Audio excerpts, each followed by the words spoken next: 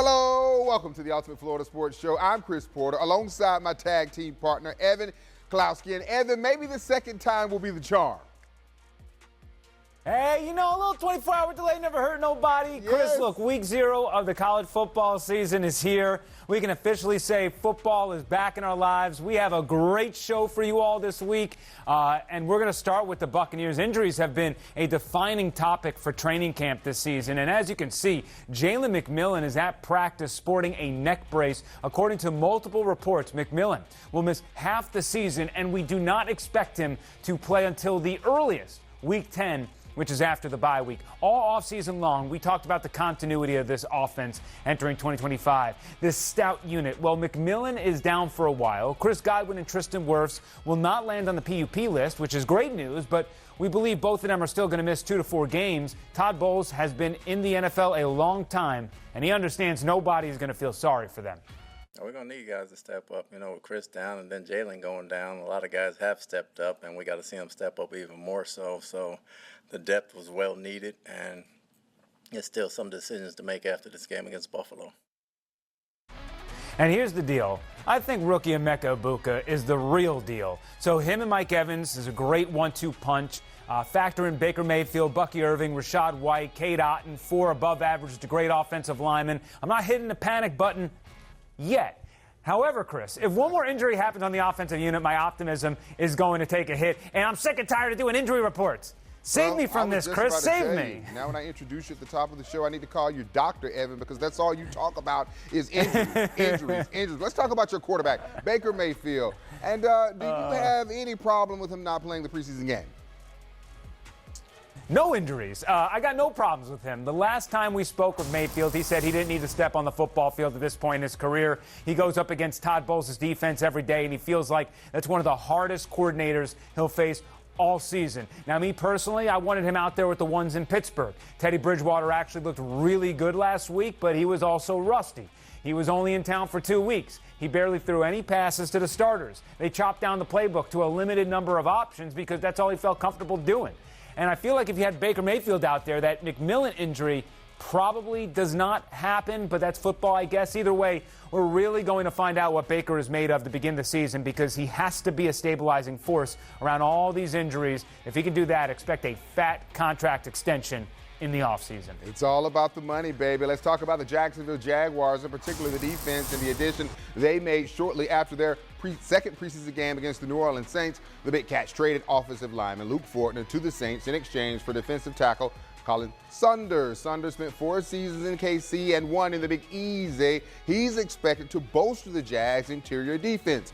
The move makes sense for several reasons. 1, you're bringing in a guy who has played a lot of meaningful downs in the NFL. 2, he's a winner, having won a couple of Super Bowls with the Kansas City Chiefs. 3, this is the first week Eric Armstead has been able to practice in training camp because of back issues. So Saunders adds depth, but most importantly, insurance. Liam Cohen says Saunders is a player who he went against twice last year in Tampa, and he has a lot of respect for the vet. Here's Saunders talking about being traded here to the 904. It was a surprise. I'm obviously really happy to be here, and but yeah, it was, it was almost instantaneous. The joy that came in, I'm like, wow, it's fast moving, but wouldn't want to be anywhere else. There's no question he can help us in the middle there at times. So he's hard to double team and move in there at times, and also has some ability to kind of redirect and has some initial quick. So I do believe he'll help add some meaningful competition and depth in that room.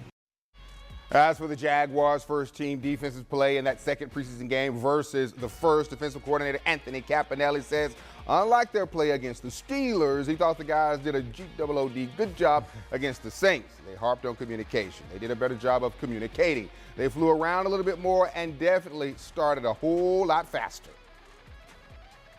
And if you want to have some fun, go to YouTube. Look up Saunders' interception last year. I believe it was against the Chiefs.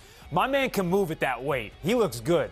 Chris, let's talk about the Jags offense, in particular Parker Washington. Let's do it, my friend. Parker Washington, as the young folks say, he has been balling, the third-year wide receiver, really taking full advantage of any and all of the opportunities he's received during training camp. Listen, it's easy to get lost in the shuffle when you're in the same receiving room as Brian Thomas Jr., De'Ami Brown, and Travis Hunter. However, Parker Washington has still found a way to shine once he's on the field. Washington is a pro's pro. Come on back out, T3. Always prepared, always ready to go when his number is called, and his teammates say he is a terrific teammate. Last week, with Travis Hunter out of the lineup, Parker used the opportunity to snag a touchdown, make reservations for 6 in the Jaguars' preseason game against the Saints. And his quarterback, Trevor Lawrence, says Parker's play is not going unnoticed. He keeps making plays and keeps showing up, and it's gonna be tough to keep that guy off the field the way he's playing. And I've just been impressed by the way he works. You know, this guy is always in great shape, can play all the different positions. I think that's really what you're seeing has helped him so much, is he can move around. And so when something happens, you know, he can play inside, he can play outside. A lot of flexibility with him, and he just keeps growing and getting better and better and smarter and understanding what we're doing conceptually, and he's just really doing a good job right now. Parker Washington gets it done on special teams as well. And also, I could not talk about the Jags and not mention Travis Hunter. He returned to practice on Wednesday. Hunter went through a stretch and individual drills with the defensive backs. He also participated in walkthroughs, but during 7-on-7s and full speed sessions, Hunter was off to the side. Travis did not play in the Jaguars' preseason game against the New Orleans Saints. He was dealing with an upper body injury. Lim Cohen said even then, Travis was not in the lineup because it was more of a precautionary move there.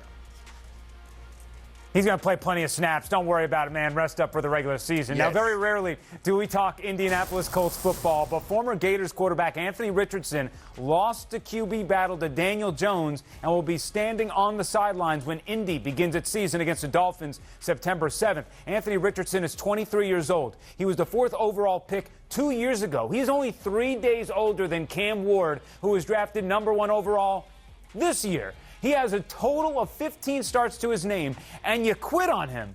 For Daniel Jones, who's entering his 7th season and had one decent year in 2022. Now, Chris, I'm not saying Richardson has been lighting it up. He hasn't. But if you were just going to give up on this guy after 15 starts, that seems like awful process. I think the Colts look really bad here. Absolutely, and I'll say this, based on what we've seen from Daniel Jones through his first 6 seasons in the NFL, Anthony Richardson better stay ready because he'll be back in the lineup sooner than later. Now, I still feel like AR really has not recovered from deciding to take himself out of that game last year. But besides that, I really think it's important when you're playing the quarterback position in particular that you got to get a lot of starts in college. The coach drafted this guy with the 4th overall pick last year. He dealt with injuries, and they knew it was going to take some time to develop him. And if Daniel Jones is Shane Steichen's answer, then I can tell you this, the coach is in trouble. Now, Coach Steichen says Richardson is just one play away, but for now, it's all about Daniel Jones leading the charge for the Colts in 2025.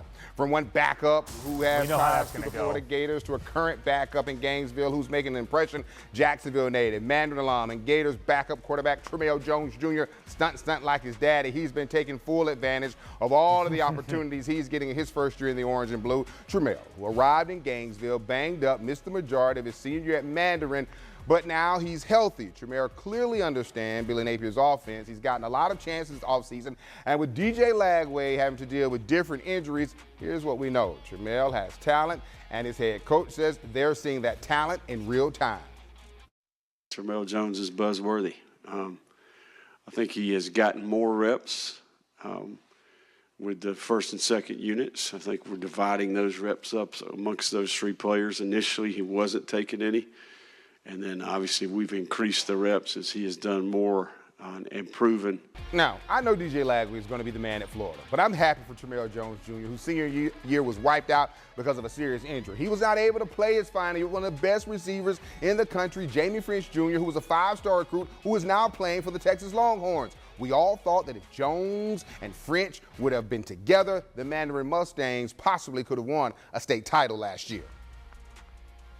Yeah, and with DJ Lagway and his health concerns, you got to stay ready. So we'll see if he gets on the field this season. In just a few minutes, we got an awesome Heart of the Game segment for you, how USF football won its first game before the season even started thanks to Victory Day.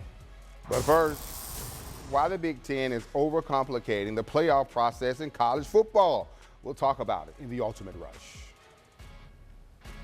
I was rear-ended by a reckless driver. I called attorney Dan Newland, and he got me $500,000. And that money is really going to help me.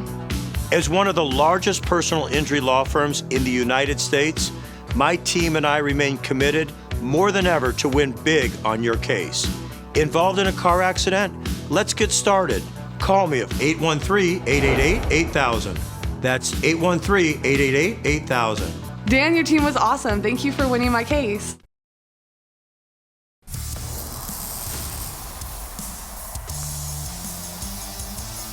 Time now for the Ultimate Rush. This is where we dig into some sexy topics affecting the Sunshine State and beyond, Evan.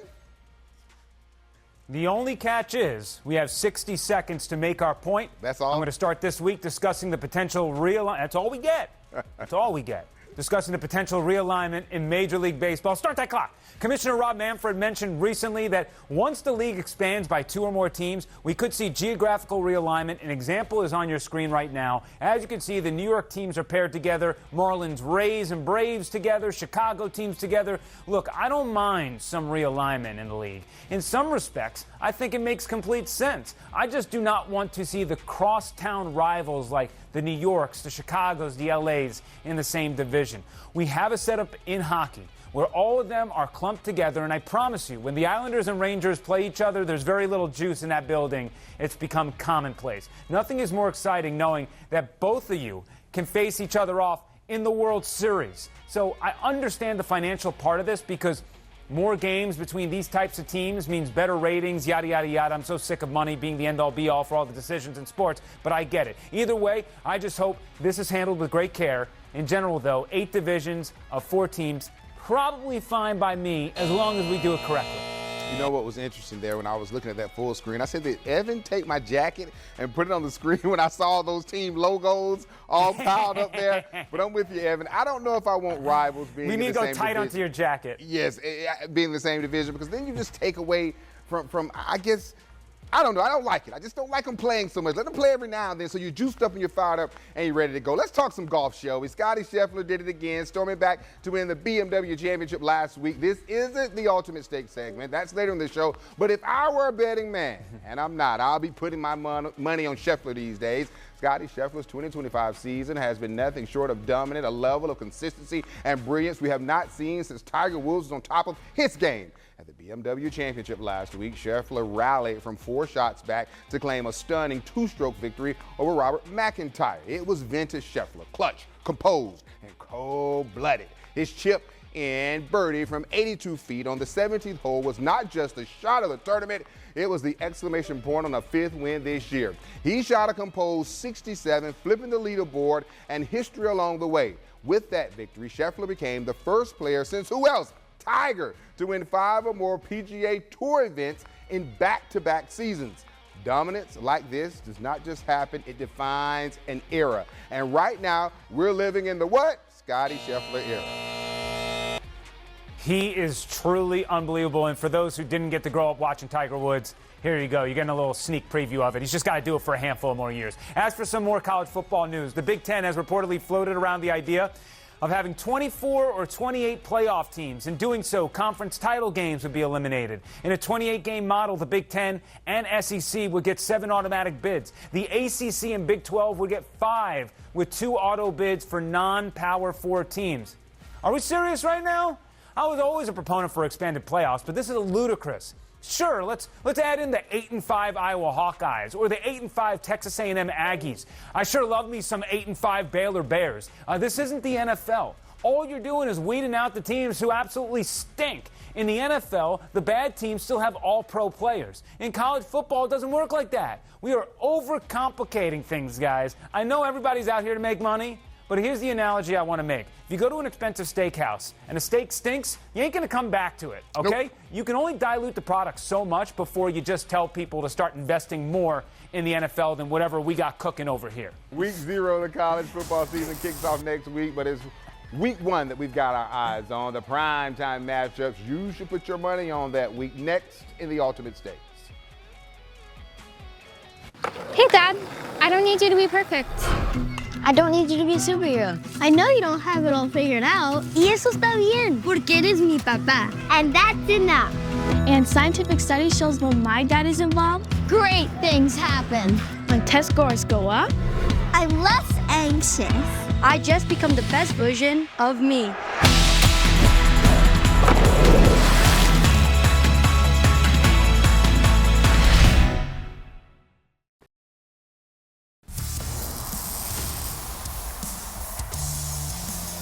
Now to the heart of the game. This is where we take it beyond the X's and the O's, and it's the portion of the show that reminds us why we fell in love with sports in the first place. Evan, you have a really cool story coming out of Tampa. Yeah, since Alex Golesh took over at USF, he has always found ways to give back to the community when he can, and he has started this annual tradition called Victory Day. For the third straight year, the Bulls program invited roughly 50 of its friends from the Special Olympics Tampa to participate in passing and agility drills. As a head coach, Golesh wants to win as many games as possible, but if he's not providing these kids life lessons in the process, he also feels like he's not doing the job correctly. It's a really humbling experience. I think it's everything we talk about as a program. Just give more of yourself than you ever take from anybody else, and it's a night to celebrate the young men and women in our community that have a disability, but that doesn't stop them from having an incredible night here. Yeah, I mean, we love what they're doing over there at USF with this type of program. And again, Golesh has plenty of these events all throughout the year. They're very excited for that home opener Thursday against Boise State. That's going to be a big one for them. You know, I absolutely love what they're doing over at USF. I can't emphasize this enough. So many people need positive news. So many people need positive reinforcement. And to bring those kids out, let them get on that football field, enjoy those talented collegiate scoring guys. touchdowns. It just doesn't get any better than that, my friend. Yeah, we love that. Yeah, this is where we take a look at the odds via the Hard Rock betting app and give you our thoughts on teams or games. It all depends on the week. Depends if I'm in the right spot and the prompter as well. And it is so important to remind you that this is for entertainment purposes only. The college football season actually kicked off this weekend. It's week 0 of the 2025 season, but all of the sexy matchups are going down next week.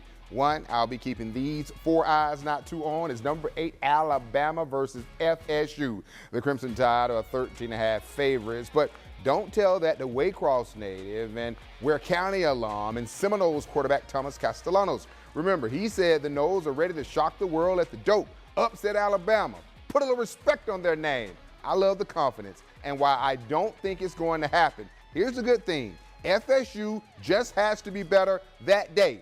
That's all, that day. Evan, how are you feeling about that matchup between number 6 Notre Dame and number 10 Miami?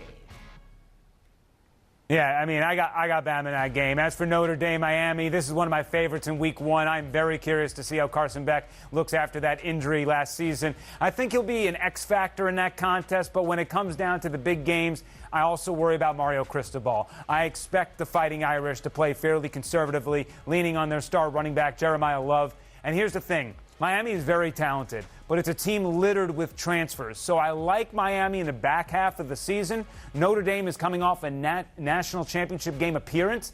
I like them in game 1 of this season to be ready to go. You know, back in the 90s, this used to be a must-see TV matchup back in the day. Ooh, yeah. And I will say this Carson Beck, the Jacksonville native, I have no doubt if he's 100%, he's going to be spectacular in that offense. But you said it best, Mario Cristobal is the key. Another great matchup next week. Number 1 Texas taking on number 2 the Ohio State Buckeyes. The Buckeyes favored by 2 against the Longhorns. 2 of college football's blue bloods. A playoff rematch with national championship vibes. Ohio State beat Texas 28-14 the last time they played in the college football playoff, on the way to winning the national championship. Calm down, Evan, but now Arch Manning is in the spotlight, and both teams are absolutely loaded. The Buckeyes are favored by 2, but this one could go either way. And I'm eager to see what Arch Manning is going to do. And I know somebody who's going to be at that game and is going to be able to give me a first-hand account next week how it all went down and what happened.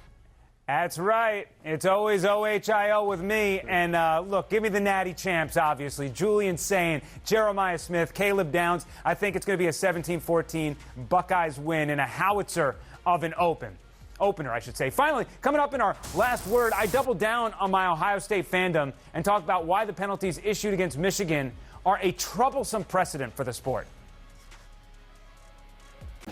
Windows are created and installed with different levels of quality. Unique quality that can withstand the tropical climate.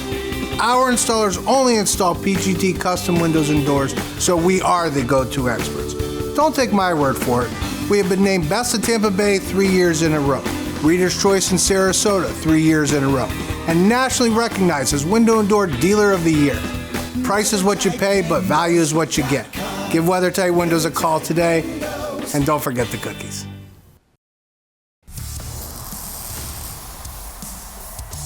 Time now for the last word, and Evan is going to lead us off. Sound off, Evan. Yeah, the NCAA wrapped up its investigation into the sign-stealing scandal at Michigan from 2021 to 2023. The university neither vacates wins nor its championship. No postseason ban. Michigan gets slapped with financial fines, probation, and recruiting restrictions. Also, it looks like Jim Harbaugh will never coach in college again with a 10-year show cause order. In the report, it says Connor Stalions chucked his phone in the bottom of a pond. He also said he chucked his dirty tapes down there as well. And here's the funny part. Michigan is appealing the decision based on a lack of evidence. Evidence to which their current coach also deleted in a quote-unquote storage issue. Like, what are we doing here? We can't ban them from the postseason because it unfairly affects players and coaches that weren't involved, which is fair. But we can't strip them away of their title and wins because it had nothing to do with their eligibility concerns. Like, this is an absolute mess. And when you don't do this correctly, it allows other universities to maybe bleed outside the lines, Chris.